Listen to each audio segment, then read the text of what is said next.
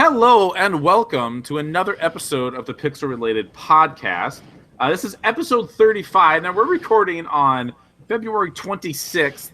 Adam, we're 1 week away from the Switch. Not even that. We're in it. There's a new console out this week. There's a new Nintendo. A new Nintendo. Yeah, Man, right? I'm excited. And as of we just discussed this, you were getting a Switch, and I, for some reason, also appeared to be getting a Switch. Not entirely sure why. Don't get it. Don't understand why, but we're doing it. Probably shouldn't. It's probably a bad time, but like when, we get a Switch Ambassador program later this year for buying one at launch, we'll be happy with all the Virtucon GameCube games we're going to get for free, right, guys? That's right. Yeah, I'm going to get the Adam, this is awkward. Virtual Console and we'll talk about the Switch more next week. It sounds like that. You're saying something about the Virtual Console. What's going on there? I mean, like it's not that fucking difficult to just dump ROMs online to a service. I mean, no, it's fine. By the time that the Switch Ambassador program comes out, the Virtual Console will also probably be there. Right? Yeah. Like it would be a completely fucking stupid thing to launch your console within 3-month window and not have shit for it at launch. That's just basic functionality. That'd be silly. You know what? I just hope that the reason they're not having the Virtual Console at launch is that they're trying to figure out a way to move your stuff from the 3DS and the Wii U and whatever to this under the same account. And I mean, all that shit was supposed to be taken care of with Nintendo Network ID stuff like that. That's just shit that should just be basic functionality. I'm just saying, they're really Nintendoing this thing up, aren't they? Maybe it's going to be week 2 that the Virtual Console will launch, and all your stuff that you own will be there. Or maybe they're trying to work on Wii U emulation, or who knows what. Oh god, yeah. How is that going to work? How the hell is the Wii going to work with that stuff? That shit. Oh my god! Wow. It can't because it doesn't. Wow. It doesn't have a sensor bar, so the Wii can't. Oh my fucking god! This thing's gonna be a shit show. Might have to leave my Wii U plugged in if I want to play. Yeah, if you want to play any Wii games, yeah, absolutely. Because I do still want to play Super Mario Galaxy 2 at some point. Never got around to that. Right, yeah. All right. Anyways, I didn't introduce myself. I'm Kyle. That's Adam, as I already said. Welcome to the Pixel Related Podcast, an advice show for the modern era. I'm your host, your oldest brother, Adam. Is that the wrong show? That one went over my head. Okay. No, my brother and my brother and me. Really? No. You really should listen to that. That's a really good show. I got limited podcasting listening time. It's worth it. It's worth it. Fit it in there. It's their show, their TV show, the McElroy brothers.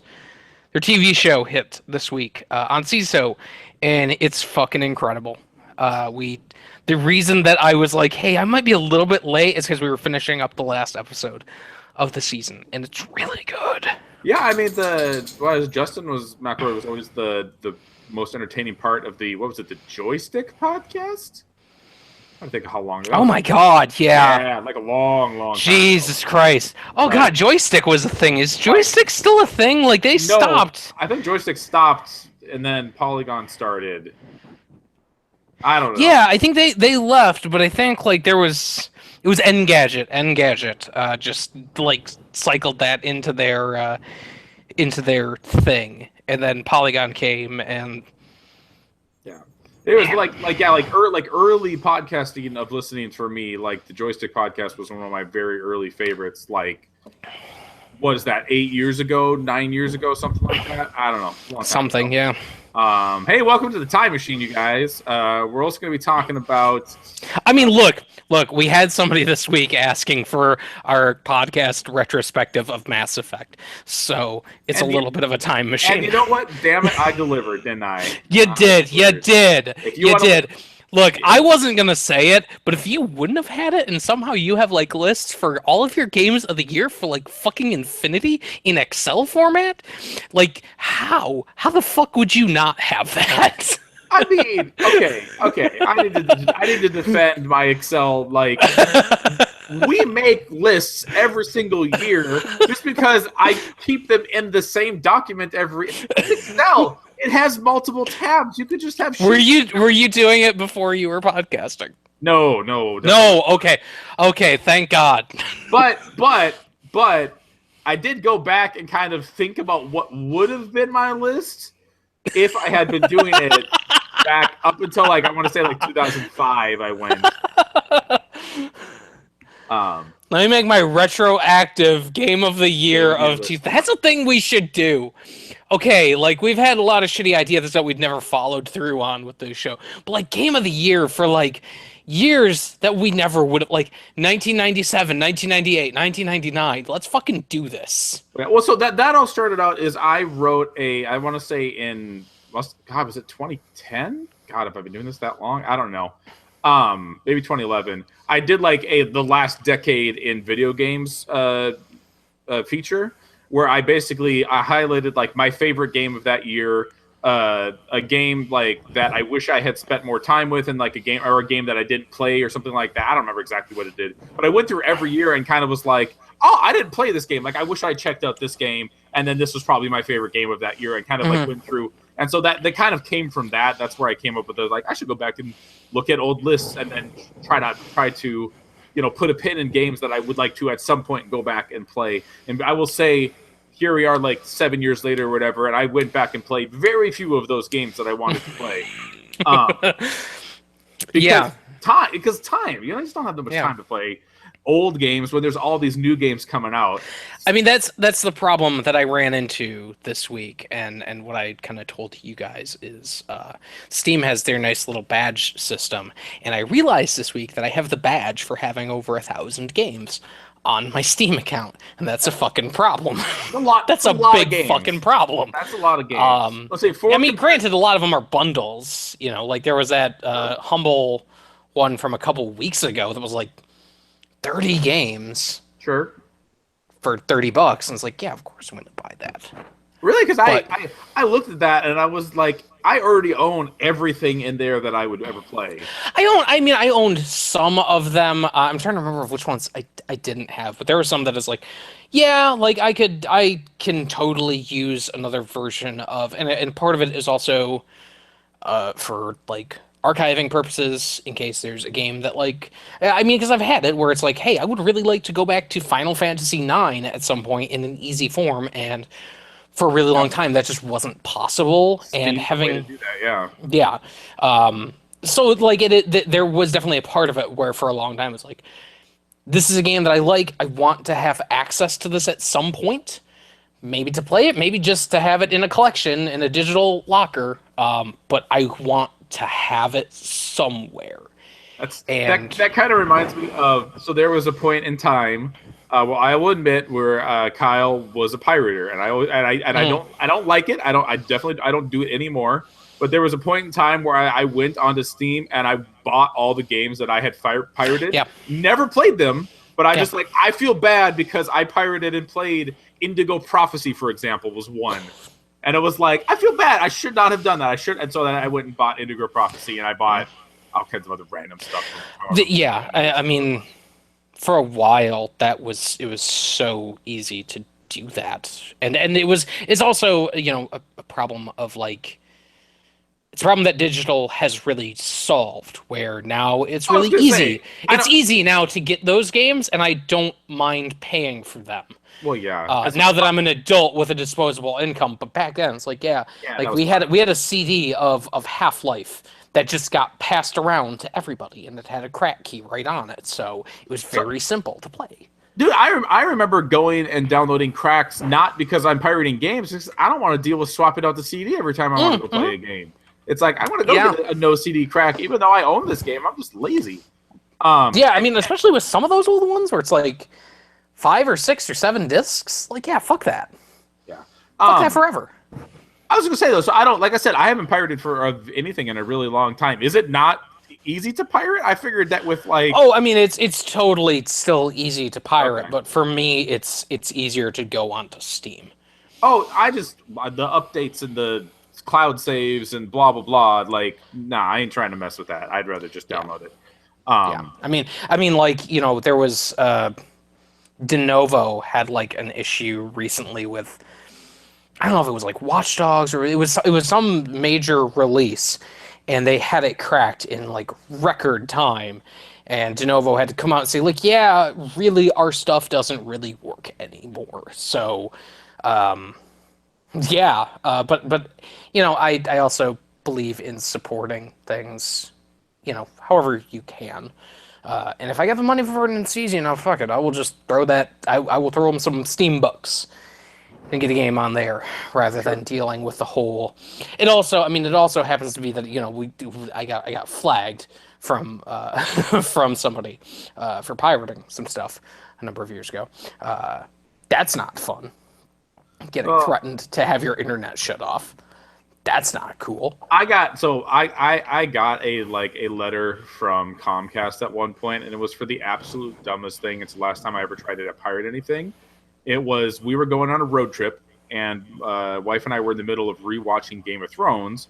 So I wanted to have a local version of Game of Thrones to watch while we were on the road, because you're in hotels, you don't know what the Wi-Fi is going to be like. Like Right. I subscribe to HBO. I can watch Game of Thrones in 2 seconds if I wanted to because I have HBO Go. But it was like literally just wanting an offline version of it got me flaked, and I was like, all right, then that's probably like. I was like, I have legitimate access to these things. I feel like I should be able to download. I still don't know. I know you can do that with some Netflix stuff. I don't know if you can do it with HBO stuff yet. Yeah, it's like only some Netflix stuff though. Yeah, Like it is. it's Still very only some. select.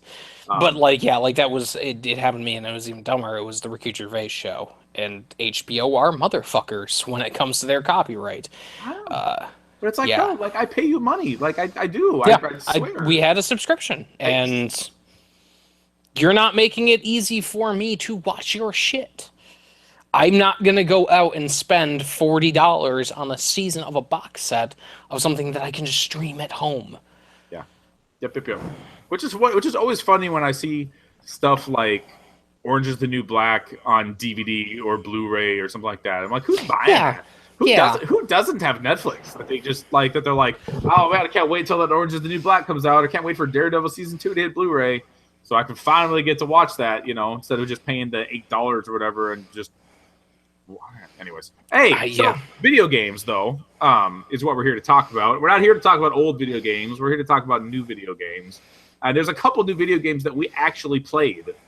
Some of them that we talked on the last podcast that actually got released after they came out, but we talked about them before they were. Yeah. Yeah. I don't know. Okay, you kind of lost me halfway through that one, if I'm being honest with you. So, hey, so you know what? New game came out about a week and a half ago or so. For Honor, I know I've talked about it on this podcast previously. Having played the beta, I played the actual full real thing.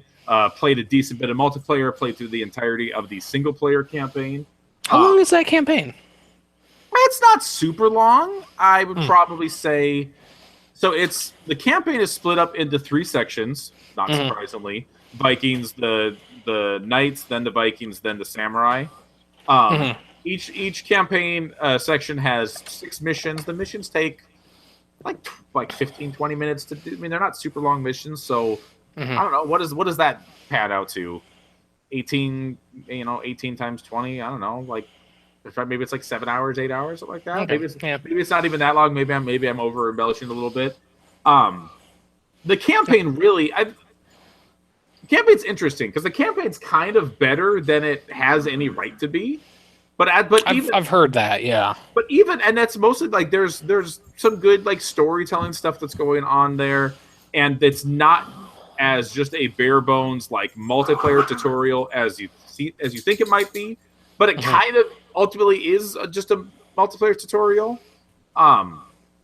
It does interesting stuff, though, because there are missions where you're doing objectives that are not things that have anything to do with the multiplayer. There are actual boss fights that are very different than things you see in the multiplayer. There's I think one of the boss fight of the Knights campaign, you are fighting a Viking who has wolves at his command. So you have to do the same like block to the left, block to the right thing as the wolves are attacking you from the sides while also focusing on the actual boss trying to attack you as well. And so Oh, it's like, that oh, like sounds. that's kind of cool, you know, like it just does little things like that. The missions also kind of give you an experience of like they all focus on one main character from each faction, but the different missions also let you experience some of the other characters. They're all multiplayer. I mean, they're all multiplayer characters that are in there. So there's one main one, but then you'll get a mission or two that'll kind of let you see some of the other classes and some other things to do. I don't know. Have you touched that at all? The single player, no. I just kind of dipped my toes in with the multiplayer. I played probably, God, I don't know, a couple hours of multiplayer. A lot of it was spent with dual mode. Pretty much exclusively. I did a couple of the domination matches, which I wasn't. I mean that's like obviously the big thing they've advertised for the entire length of that game. You know, its marketing has been like, hey, you're gonna have these big battles and you're gonna kind of control these heroes, and it's kind of MOBA-esque. Yeah. But domination just kind of, when I was playing it, it tended to be like just a lot of like jump from one point to another to another to another. Like you kind of just were. It's unless you are consistently staying on that point, you are just kind of going around like almost aimlessly, which I didn't find great. Like I found it kind of frustrating. But I really think that dual mode they've got in there, oh my god, it's incredible. It's super fun. I did not expect to enjoy it as much as I did. I don't know if you've played much of the dual mode. So yeah, I was reading. I don't remember where I read it, but it was basically saying that For Honor is a fighting game disguised as this big like MOBA-esque multiplayer domination thing. Because when you kind of get it down to its like just bare basic one-on-one, it is super complex. Like your choice of character and who you're going against matters. Your ability to read what the other person's doing and what abilities that character has. Like, will they do this thing with a push, or can they do a backup and attack overhand, or do they have a sweep? Like, there's so much variety in the, what is there, 12 different classes or character types in the game. Yeah. And some of them borrow from similar things, but in general, they all play pretty differently. Yeah, they do. They do. And it's been, when I was playing it, it was really just a matter of like finding a character that you're good with and kind of mastering that character. I was playing a lot of the Warden, actually, because I found just there's a really nice balance that character has, and his shield bash is a motherfucker to get around. It's really like it almost feels overpowered in a lot of those maps because there are so many of those dual maps where and it's the thing that some people are getting at this point, but not everybody is understanding, that you can really fuck somebody up with that environment. There are a lot of easy one-hit kills with that environment stuff. And I've even read articles that are talking about like people are getting upset about the environment kills. Like that's like to kind of talk about the game, that is a dishonorable way to defeat your opponent. You got to be paying attention. Like honestly, that's like it's a thing where I think like you have enough of a basic grasp of what's going on on the map in that few seconds that they kind of show the overhead view of it. You get enough of an idea of like, okay, there's some fire going on over there. There's like a river of lava here for some reason. There's like, a ledge over here. Like you get enough there that what you should just be doing is just avoiding those places entirely. Yeah. And if somebody tries to like kite you into it, don't feed into that. Just stay your ground, because if you're playing really defensively, you have a lot of options. From what I've heard, it sounds like the netcode kind of prioritizes defense above attacks, And from what I was seeing, it certainly seems that way. If you're going really hard against somebody and they're able to get a block in, the game kind of prioritizes that animation before your attack. So if you're playing defensively, you're gonna be okay. There's a lot of nuances with that stuff. I was really enjoying it, which I didn't expect, because like usually like 1v1, like 1v1 me bro, like that sort of thing is never a thing that I'm interested in ever. And the dual mode is, it's that, but it's done in such a way that your defensiveness, like the options you've got for it, you have a very limited move set that they call it, but if you are playing smart, you can really wreck shit with it. Like the warden is really fast, so anytime that a character was doing a wind-up attack, I was able to get in really quickly and get like 5 or 6 hits on him and just take huge chunks of life out of him. Well, and a duel, or I mean, not even just in the duel mode, but anytime like two people are fighting, it can swing really quickly if you make a mistake and the other person capitalizes on it, or vice versa.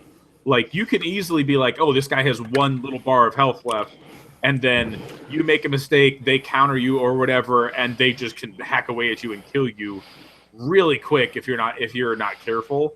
It's a really fun, cool mechanics. I was really liking. So there's a lot of stuff going on in the game. There's a lot of multiplayer modes. They also have the brawl, which is a 2-on-2, and the elimination, which is just 4-on-4. But the game starts you in an area of the map about 5 feet away from another guy, and you're basically, the whole point of that game is you go in, you kill the person across from you, or the person across from you kills you, and then you go off, and all the survivors meet up and fight over. The thing that annoys me about that mode is that it lets you revive people, even if unless they're executed, which I feel like kind of defeats the purpose of, like, it should just be like kind of like a little mini tournament, like who's going to survive. Right. Everyone fighting against each other. Like, I killed this guy, great. Who did 3 of us win? So there's only one person on the other time, or is it 2-on-2? Or Yeah, I mean that's I think one of maybe my issues with going into anything greater than just a 1 versus 1 match, is that there are a lot of instances where you're sitting there and somebody kills somebody and you just go over and you can revive them really pretty quickly, and especially if somebody is like dumb enough to use like a rush move and you just dodge out of it, you're able to revive them. It's actually the thing that I was noticing a lot in Brawl was that sort of thing. Or alternatively was the whole like, hey, let's all gang up on one person at a time sort of deal. And I get that the game is kind of built for that. I get that it allows that. But that's kind of a bitch move. Like, like that's kind of a punk move, like don't do that. It's similar to what we were talking about with like the enviro kills. It's like, yeah, you can do that. yeah. But don't. Like I had a match where it was a 2-on-2, and the guy that I was put like right in front of immediately runs away and goes over to help out his friend. So I have to like Sonic chase this guy, like just fucking playing Sonic music basically in the background, try to get behind him. And every time that I'm coming up to attack him, he's like, "Nope, dodge, bye," going after this one guy. Which there was maybe a little bit better balancing with that stuff, Yeah. And I don't know how bad that gets. I don't know how bad that gets with like the 4v4 matches. I don't know if it's that bad. And again, it really just comes down to the point, like if you in that like first volley, if you don't go around and revive everyone, it's like, oh, now it's 3-on-1.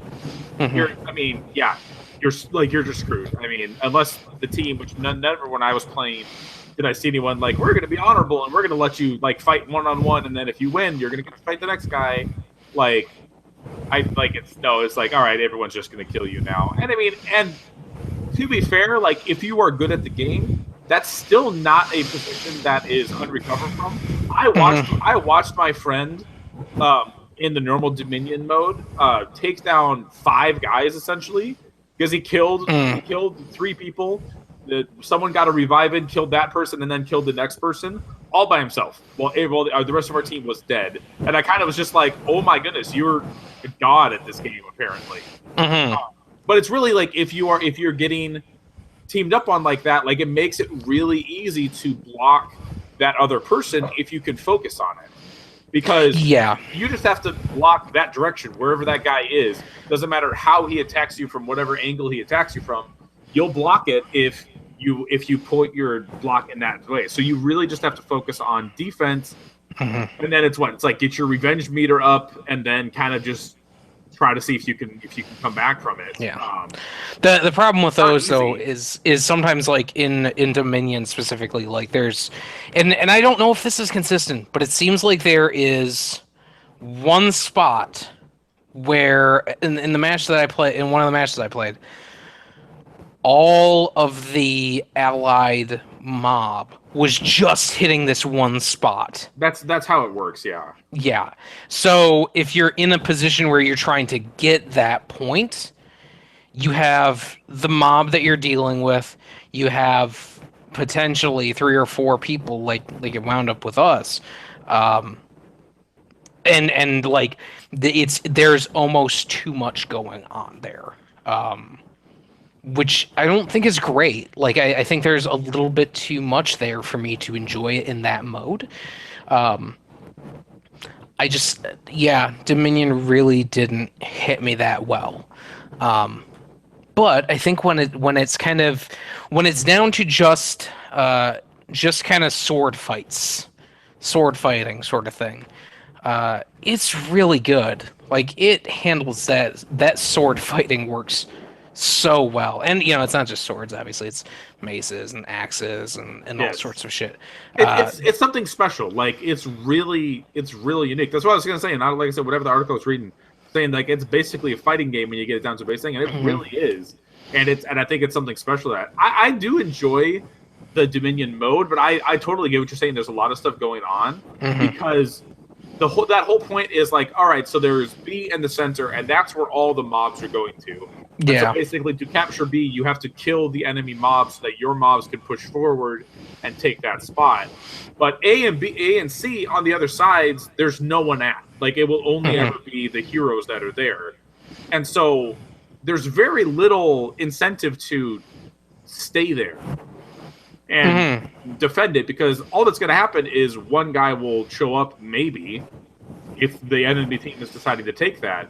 Whereas in a lot of games, like not just For Honor, but any type of game with a capture the point, like sometimes you would just be like, we're not even going to bother taking A. Like, let's just focus on getting C and let's just focus on getting B.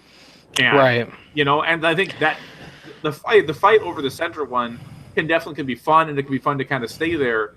But the stuff that's kind of going out on the edges there with the other ones it's kind of boring and kind of uninteresting.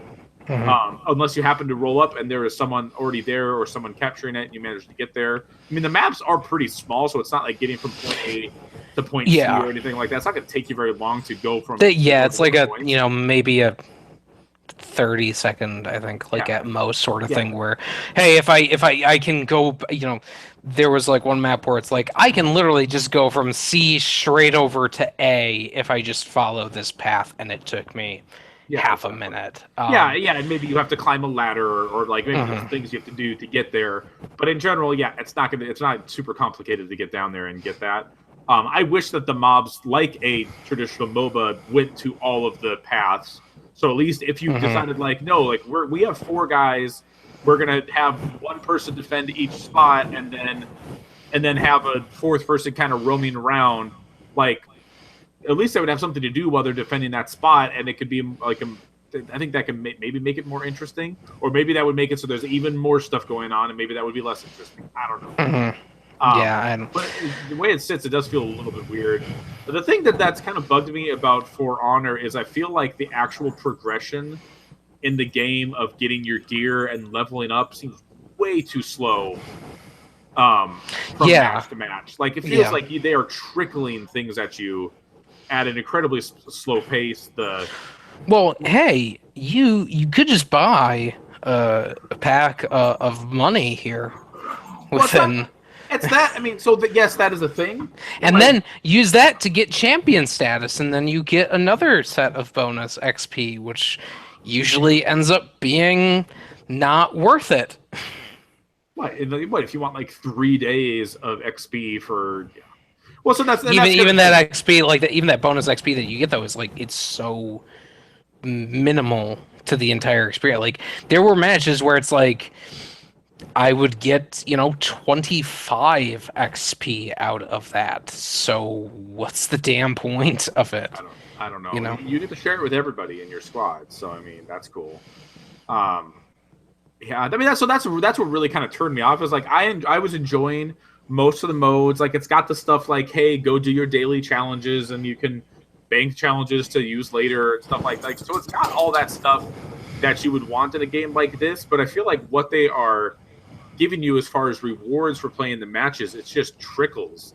Like when you Hmm. are like level 3 and you have to play 2 or 3 matches to get to level 4, like come on, like I'm barely even like I'm not unlocking any new abilities or anything for this guy. You could spend real money and buy all the perks if you want to. And Um, it's all like also, I think it should be noted, it's all on a per character basis. Like right. you're not getting like a shared XP group for all of your stuff. It's like no, you have to pay to unlock the character with the in-game or, out of game currency. And then beyond that, you also have to You have to use use that. it or buy packs to get equipment. But Yeah. even that's kind of weird because the equipment that you get is based off of the level that you are for the character. So it Hmm. almost like unlike games that have packs like Plants vs Zombies or like Mass Effect 3 multiplayer or whatever, like they incentivize you like, hey, like you got the money, go buy yourself a pack. Like you're gonna get some cool stuff with it. Where this Hmm. game, it's almost like, hey, you should probably wait to buy that pack until you're higher level so you can get better stuff for that character, Yeah. which is Yeah, it weird. it was a thing where so like when I first played it, I was like, I get 3 heroes right away. You get like the 2,000 coins. I was like, screw it. Let's see how this XP boost thing does. And it was super minimal. So it's like, what is the point of me using this stuff? And then you get into that menu that's like, oh, use it for an equipment search. It's like, oh, I see Yeah, how you're doing this. That doesn't seem ideal.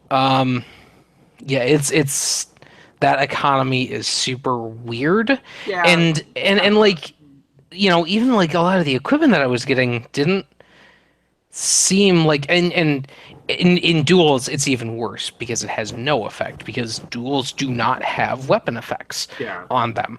So as I'm sitting here going through these duels, it's like, okay, I unlocked a new handle for my axe. Great. And like you look at these stat differences that it's doing, it's like, oh, you can throw it just a little bit faster, but you also get your vengeance buff a little bit less fast. It's so weird and like almost pointless to be investing at least like at this level like anything into that shit. I mean, I guess the idea is to get a bunch of loot and min max for the way that you play, right? Like, okay, you don't care about getting revenge or using the revenge thing. Okay, then you're gonna buff sprint speed or instead, or whatever it is. Like spec your guy the way that you want to. I guess is the in theory. But yeah, like you said, if you're playing, I think it's duel and brawl. It's just it's just cosmetic. They Yep. balance the characters, which I mean makes sense in a way that they do it that way. I wish they were just cosmetic in the first place, so that you just all it was just about getting stuff that looks cool Mhm. instead of dealing with these random little stat boosts and stuff like that. Especially if you're going to turn it off for half of the stuff. Well, I will say, you can buy the Japanese warlord emote packs that are super. Yeah, I don't get it. There was like also another thing which is like you can unlock all of the feats for your character, yep. but you have to pay a ridiculous amount of gold, and also like you don't necessarily know what those feats are gonna be. I don't know. That entire in-game economy seems so weird to me. Doesn't affect me because I fucking play because I just am playing just playing duels at this point. So it So doesn't affect me, but to their point, you can play the game as much as you want to with any of the characters without having to mess with that stuff. mhm. So you don't have to purchase a character to be able to play as it. You have to spend the 500 steel to customize that character and change out the abilities and the equipment and stuff like that. So I do like that. Like in a like at the beginning of the game when you don't have much steel, and even then steel is another trickle thing where you don't really get a lot from match to match. I think that's more you could do the challenges and stuff like that to get that stuff. Um, you could go and play. All right, like I'm going to try out this Valkyrie and see how the Valkyrie is. And you can play a couple matches or whatever. You'll still get equipment or whatever, but you just can't use it unless you spend that extra little in-game currency on there. Mm. So I do like that they don't lock you out from that. Like that would be a super dick move to say, all right, you have to spend this money. I hope you like this character. So Yeah, yeah. The in-game currency system just I don't know. For again, like for me with how I'm playing that game is so secondary. It's like, oh, I can now I have a different, handle for my sword or something like I that. mean, I want my guy to It's look cool. So I yeah, but mean, like there's some of the differences are like there is no difference between the looks of the equipment that you get. It's like a helmet that I got. It looks literally identical to the other helmet that I got. The only thing that that really was impacting the look of my character was the design stuff, and that slowly trickles out. I don't know if is there a way to speed through the design stuff? I think you get unlocks. I think that's from leveling up this specific Yeah. character. I think. Yes, I think that's the only. So yes, you get your champion status, and Mhm. so I don't know. So For Honor it's an interesting game because I think that what they've designed there and the gameplay of it is really cool. Mhm. I don't think the single player, like I said, the single player is interesting and it's better than it has any right to be. But it's not something that you should run out and go play the single player just to play the single player, like you would say for something like Titanfall 2, for example. Like you're coming to this game because you want to play the multiplayer. The single player is a good introduction to a lot of the stuff you'll see in the multiplayer. It's also worthwhile because you get like customization things and you get steel from playing it, and Mhm. there are benefits to doing it. You get a fancy little ornament for each faction by completing the single player for each faction. But the multiplayer is where it's at, and the multiplayer to me, compared to other multiplayer games that I play, it is not rewarding enough on a match-to-match basis.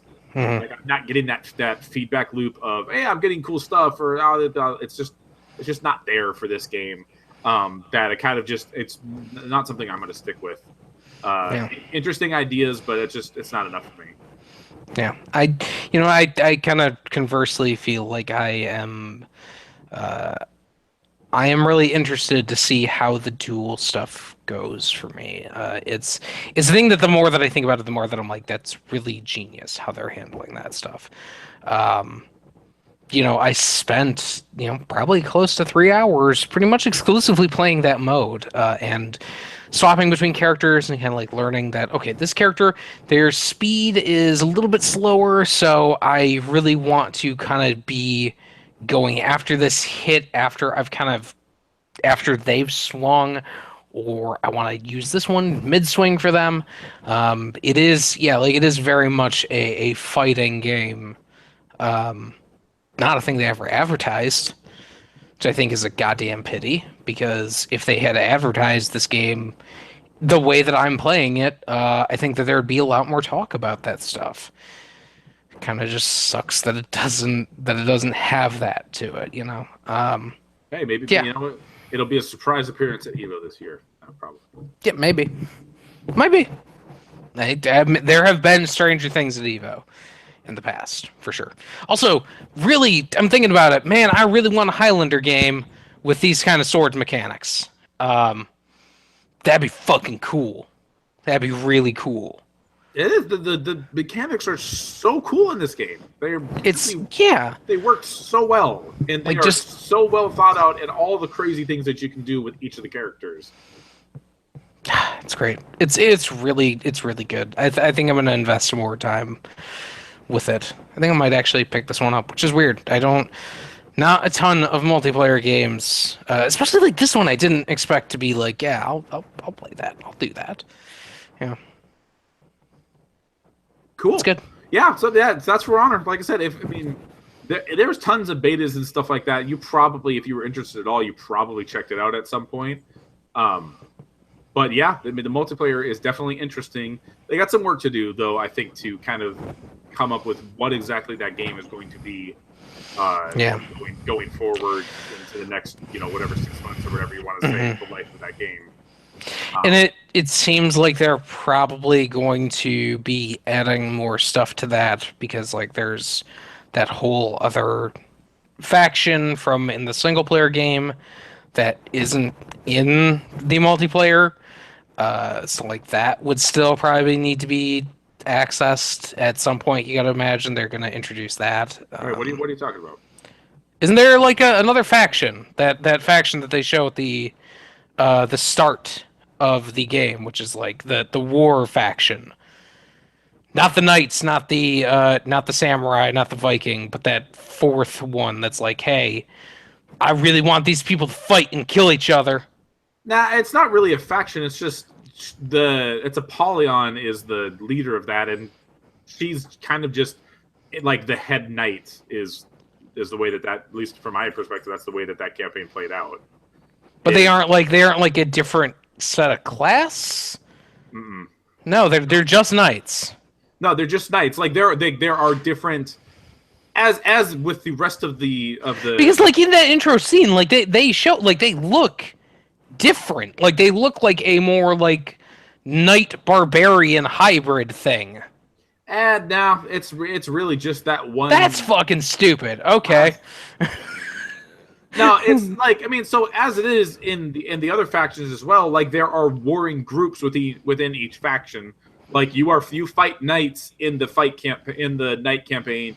You fight Vikings in the Vikings campaign, and you fight samurai in the samurai campaign. Like there is internal struggle as those campaigns go on.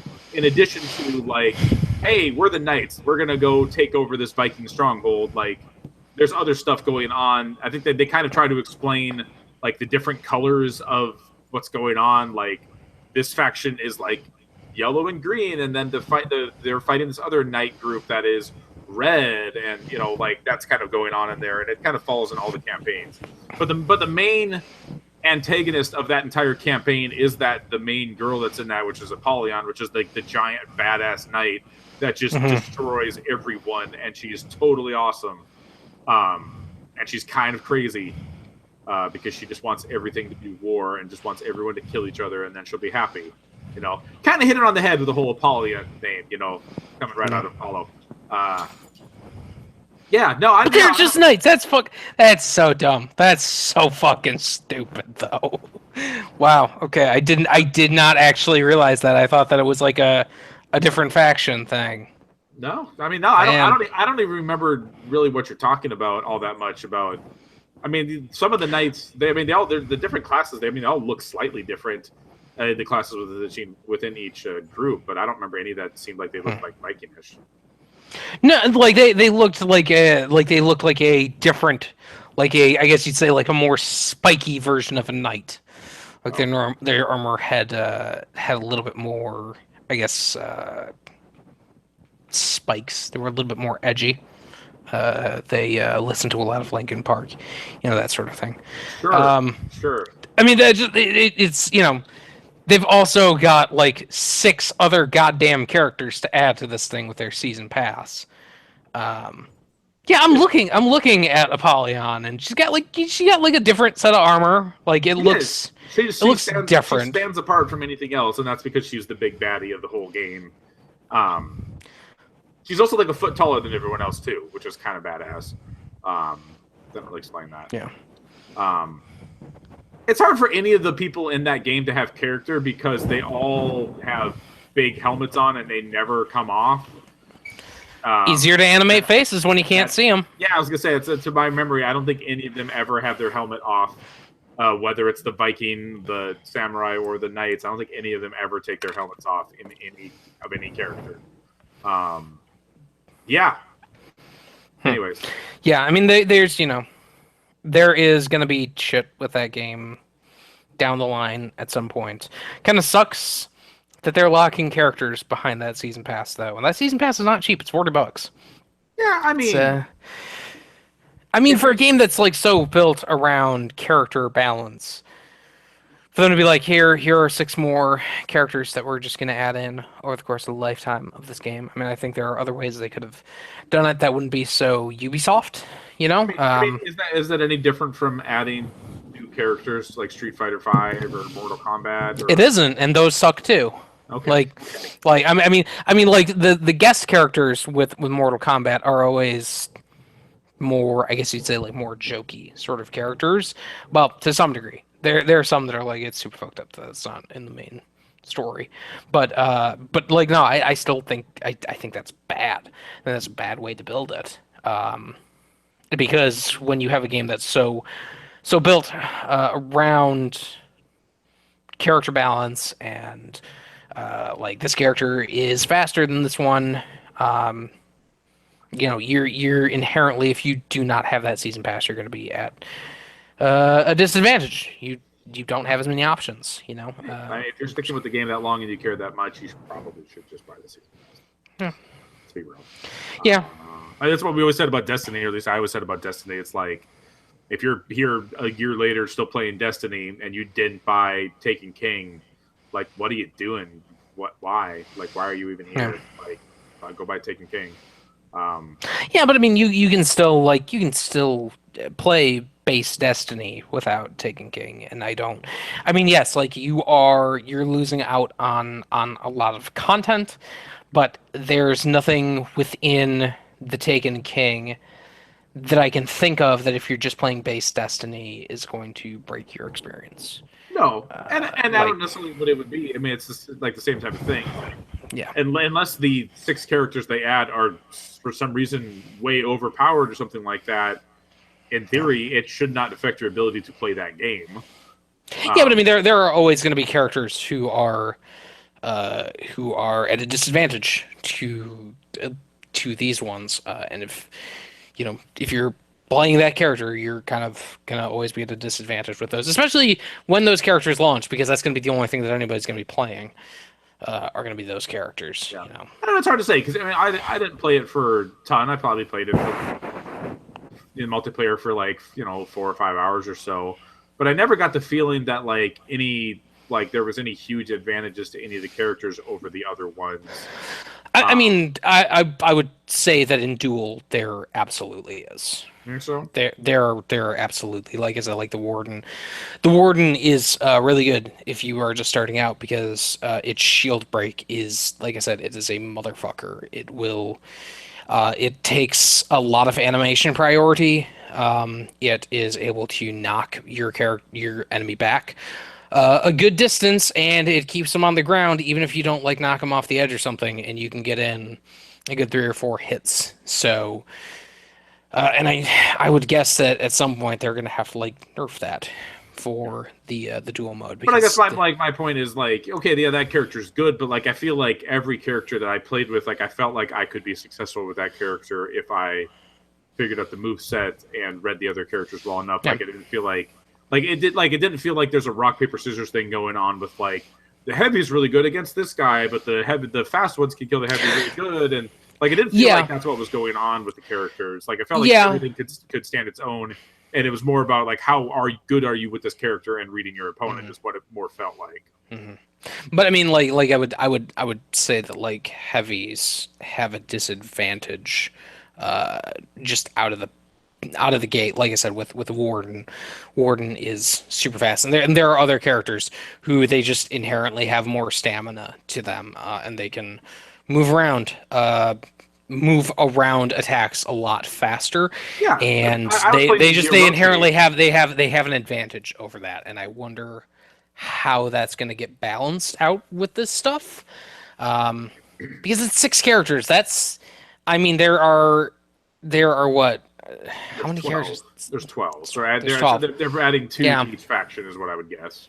yeah. So I mean, you have to imagine that that's half the roster right there. An additional half of that roster is being added in, or a third, I guess, by the time that it's done. So there are going to be things that I think, you know, you pick it up down the line. You're going to have to learn some different strategies. Um, but you know, I don't, I never like it when they add in characters through DLC with fighting games. Just in general, I don't like that. I think that's a bad way to do it.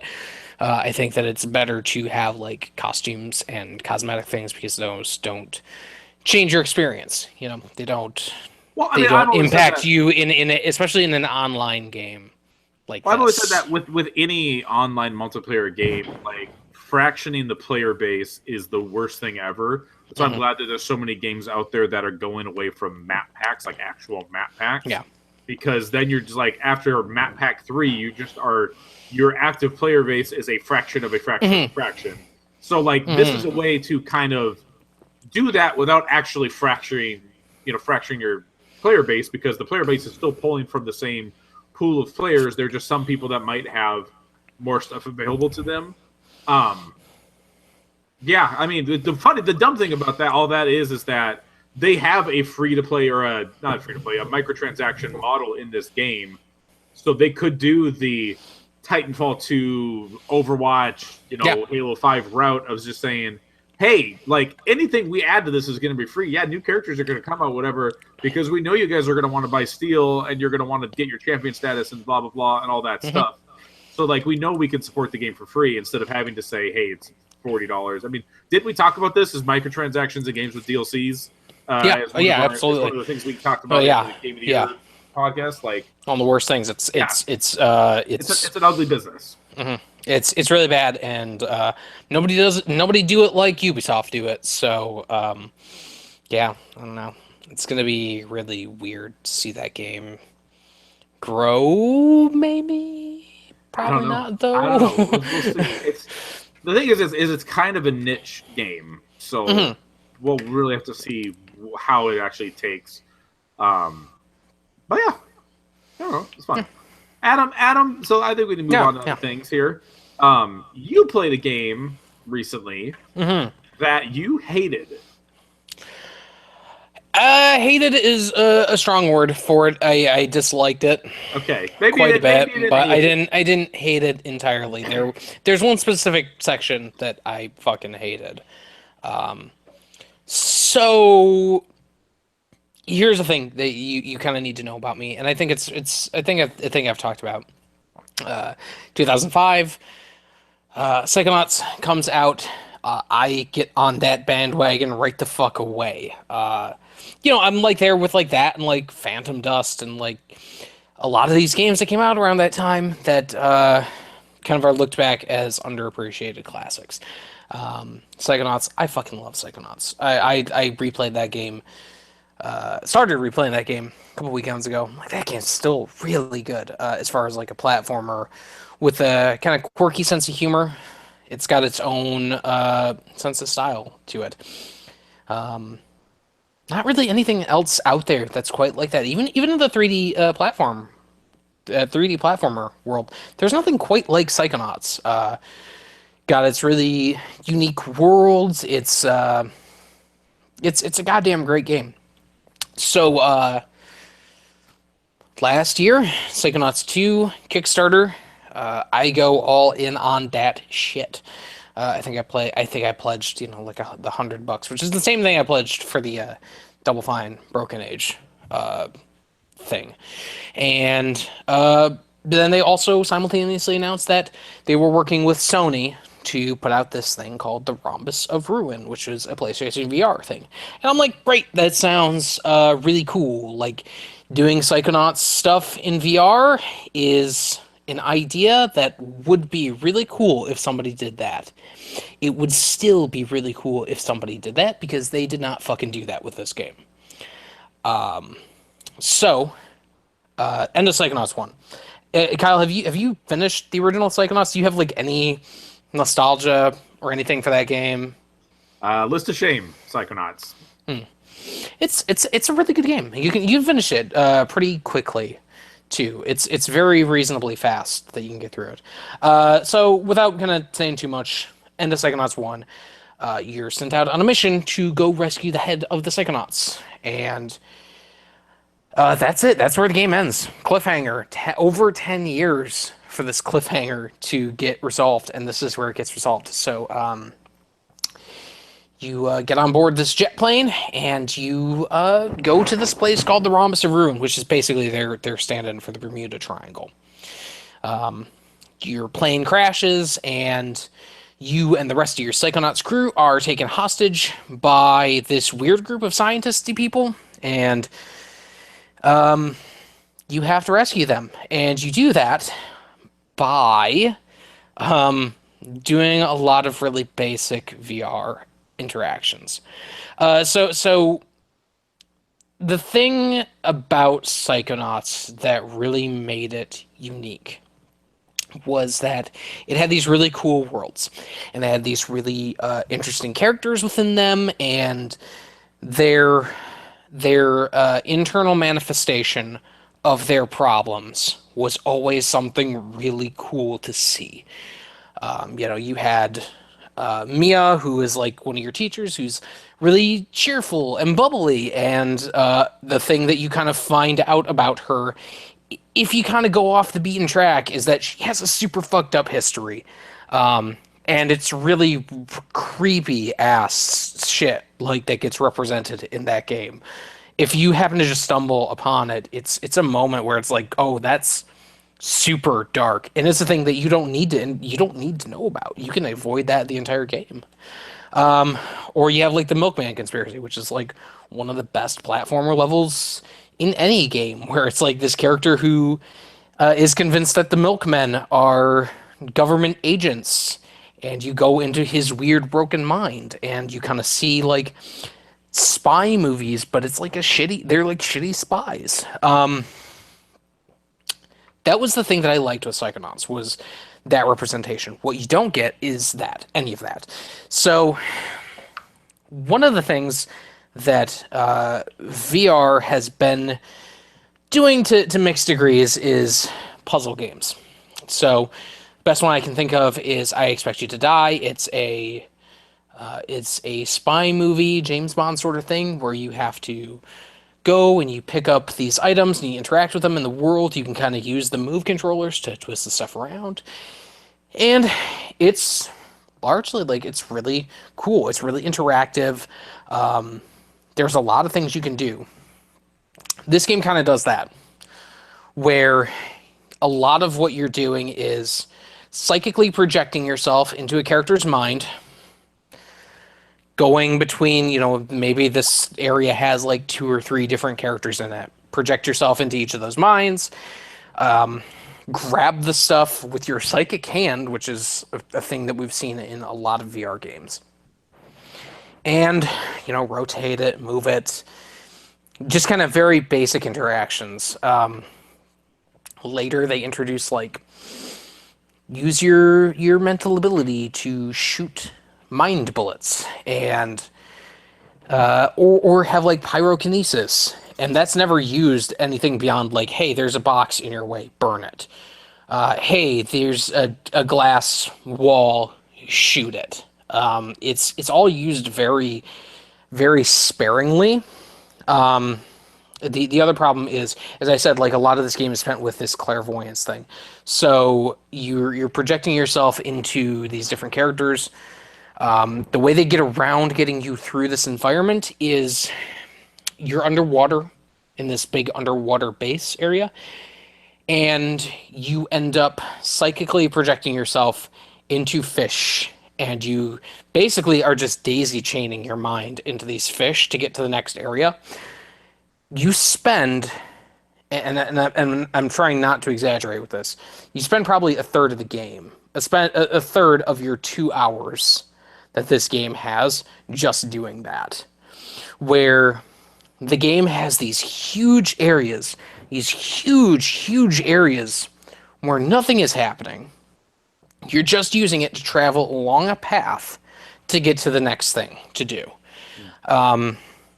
And when you project yourself into these minds, it's not like you're doing the Psychonauts thing of you're going into this person's psyche and you're experiencing their mind and that sort of stuff. You're literally just seeing through their eyes. Oh, Yeah, yeah.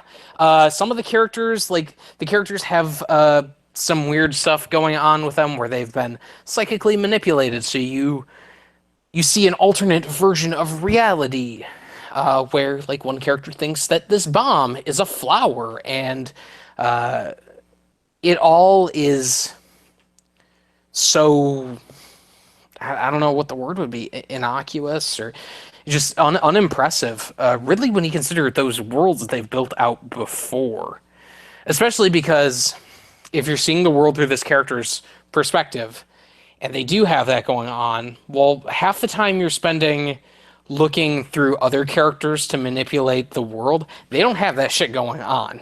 They're just seeing the world as it is. So you spend very little time being like, I'm seeing, this character who thinks that he's talking to aliens. It's very like almost unnecessary. Until the end. And the end is where that game gets really good. Where they actually do have you do the thing where you put the door on the character's head. It's a character from the first game who's a pretty funny character in that game. You never do this, and you discover they have a really fucked up past. But that's like 15 minutes of this 2-hour experience. And it's like there's such a clear vision for what they wanted to do with that that's so muddied by everything else in it. The puzzles are too simple. The interactions are never that great. The game itself is only like 2 hours. The one really tough puzzle within this game is a fucking slider puzzle.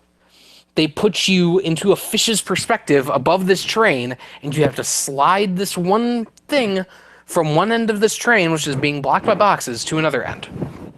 That's it. That's like the only difficulty with this. And at that point, I was like, fuck this. Like, this is so bad. And again, it sounds like it's kind of marred in two different ways, because it's in one, they're not delivering on what Psychonauts is known for, of going into different people's minds and seeing what that mind is like. But it also sounds like they didn't come up with anything interesting for you to do in VR at all. No, and this is a thing I've been thinking about a lot. There are people who genuinely think Here They Lie is a really cool horror VR game. There are people who think that these games are, and I don't mean this to sound condescending, and it inherently does, but there is a level going on right now of people who cannot tell the difference between this is in VR, so the VR adds something to it. It adds immersion. They can't tell the difference, though, when it comes down to whether this game would be good without it. Whether anything within this game would be good without that VR.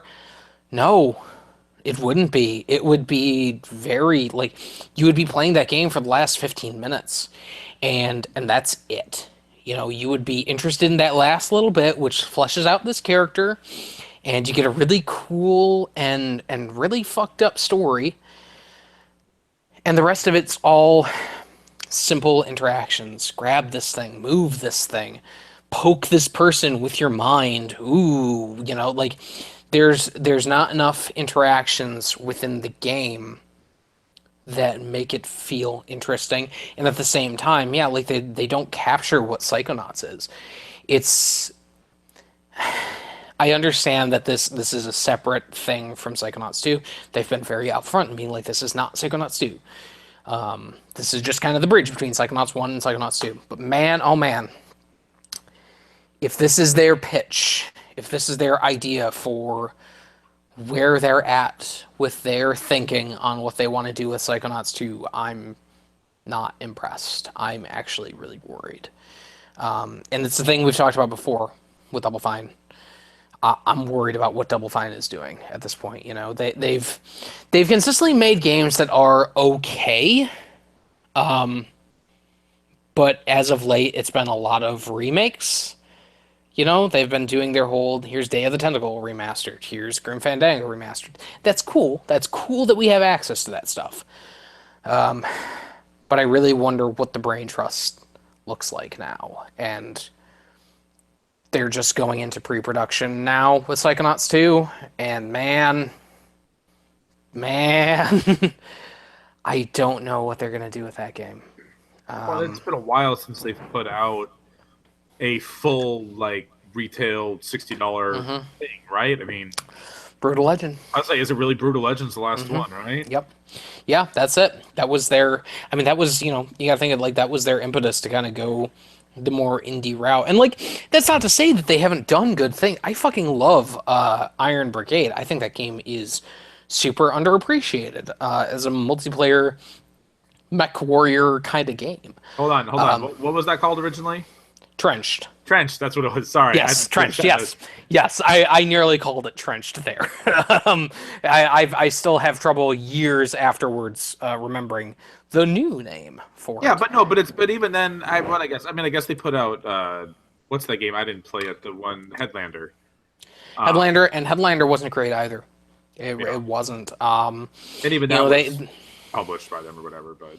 Yeah, it was published by Adult Swim, and like they've had other ones. The one that has come to my mind recently, and this is the thing that makes me again have pause with it, is DF Space 9, which was their spaceship building thing that they did that went to early access, and they just canceled that game like outright. They stopped development on it mid early access point.